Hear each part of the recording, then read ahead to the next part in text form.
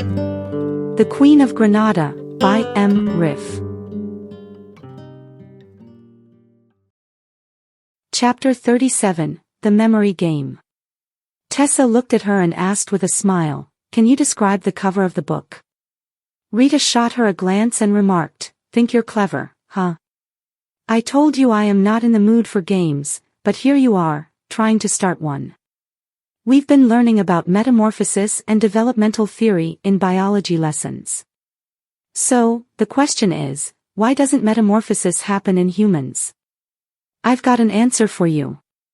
When kids reach a certain age and are considered to become adults, they just turn into idiots. That is the human kind of metamorphosis. Geniuses like Mozart and Picasso refuse to turn into adults, and that is the secret behind their success." Tessa looked at her with surprise but stayed quiet.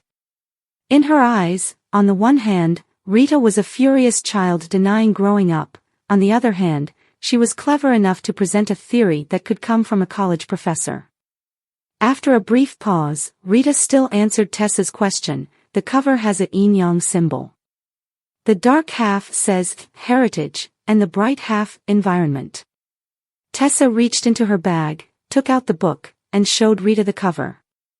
It was the same book they had been discussing, but instead of the yin-yang symbol, there was an image of a green tree on a hill, with one side green and the other side the color of freshly plowed soil. Tessa raised her eyebrows and gave Rita an ironic smile. Rita pointed to the corner of the book's cover, where it said, "Third edition," and explained, "If you read the preface, it mentions they changed the cover image from the previous edition because it was misleading. The book doesn't touch on the Eastern view of human nature. Most students don't bother with the preface in textbooks since it rarely contains exam material. Tessa was no exception.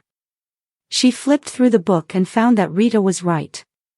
Rita looked at Tessa and continued, "If you turn to Chapter 4, Tips and Tricks, you'll find the topic you tried to bring up earlier." Tessa was already familiar with this. The book was part of their syllabus, which is why she had it in her bag. Nonetheless, she flipped to that chapter and began skimming through the pages. She had marked certain sentences with a pencil and highlighted them in yellow and green. While Rita stared out the window, she started reciting from the book, "You can't expect a smooth landing with an unopened parachute. A troubled child is in free fall toward an uncertain future. A psychologist should earn the child's trust and guide them to a safe landing." Tessa turned a few pages and mentioned the page number.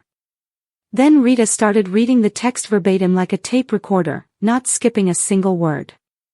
Tessa glanced at her a few times to make sure she wasn't sneaking peeks at the book. Rita wasn't, she had turned her face away.